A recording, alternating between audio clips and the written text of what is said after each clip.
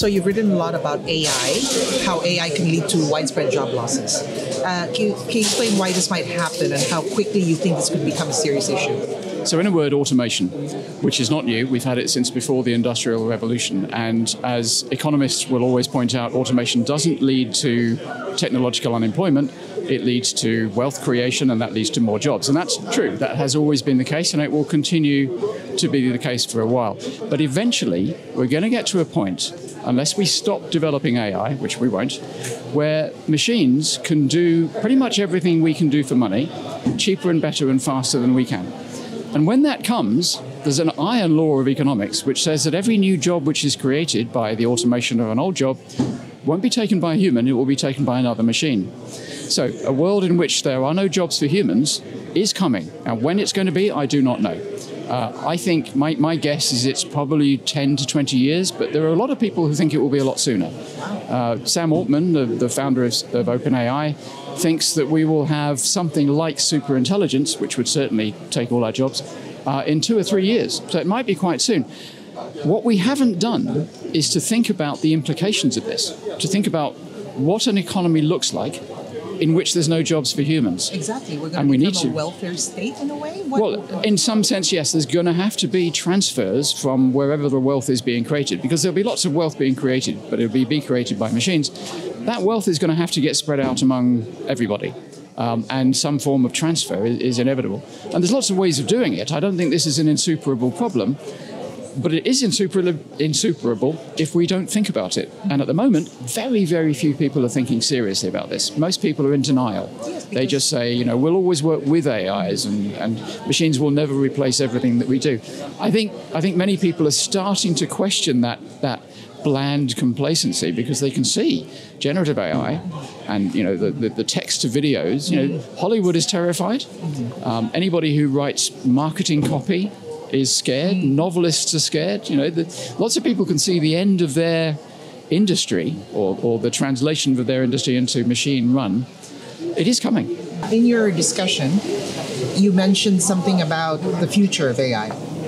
Can you just give me in a brief nutshell what you mentioned to the audience? So I talk about the future of AI in 3 phases.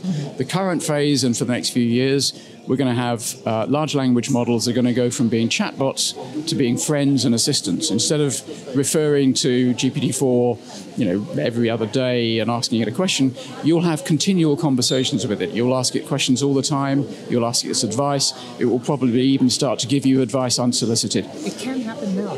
You can do it now. Yeah. And I think what will happen is we'll move from looking at our phones all the time to interacting with our technology through glasses.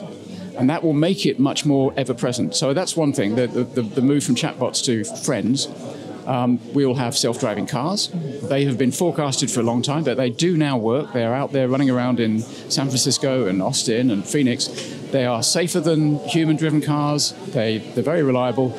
And Google, who is the leader in that through a company called Waymo, is rolling them out very carefully and very cautiously, which is the right approach. So that's a form of robot. Robots are going to become omnipresent. They're going to be everywhere in our lives. Excuse me as well. Don't they have robot delivery things now in LA? I think they do. There are robot delivery experiments all over the place. There's a company called Starship, which has little robots trundling around on university campuses. Amazon has been experimenting for quite a while with delivery drones, and drones, of course, are another form of robot.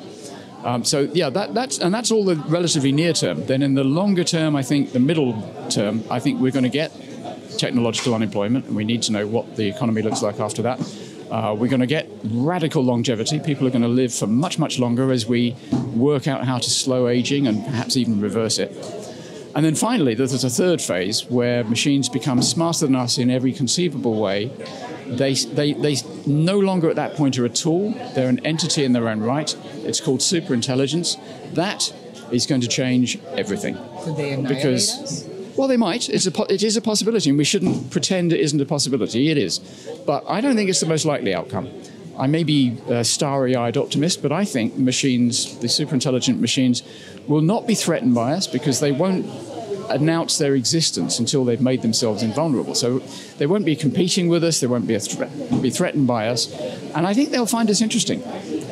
we created them, and I think they'll say, look at us and say, you are 9 billion, really interesting, often quite troubled, really interesting little things, and I like you, I want to help you. I think that's the most likely outcome. So and again, I don't know when this is going to happen. It could be, maybe it's 100 years, maybe it's 5. We just don't know. But it's coming unless there is some reason why machines can't continue to be improved. And there seems to be no reason why that's true. Okay, great. That's all I really wanted. But tell me, how do you like the conference this year? You were here last year. This is my second visit to the Digital Summit. I love it. I mean, obviously, Cyprus is a beautiful country. The weather's fabulous. So, for a Brit, that's all terrific. I really like the way that the country appears from the top down, from the bottom up, to be very determined to be along with the leaders in the digital transformation. And I think that's very praiseworthy, and it will produce great results. Clearly, it already is producing great results. And you can see it. You can see it at this summit, and you can see it in the way that the ministers talk. They're very knowledgeable. I wish English politicians could catch up. Oh, great.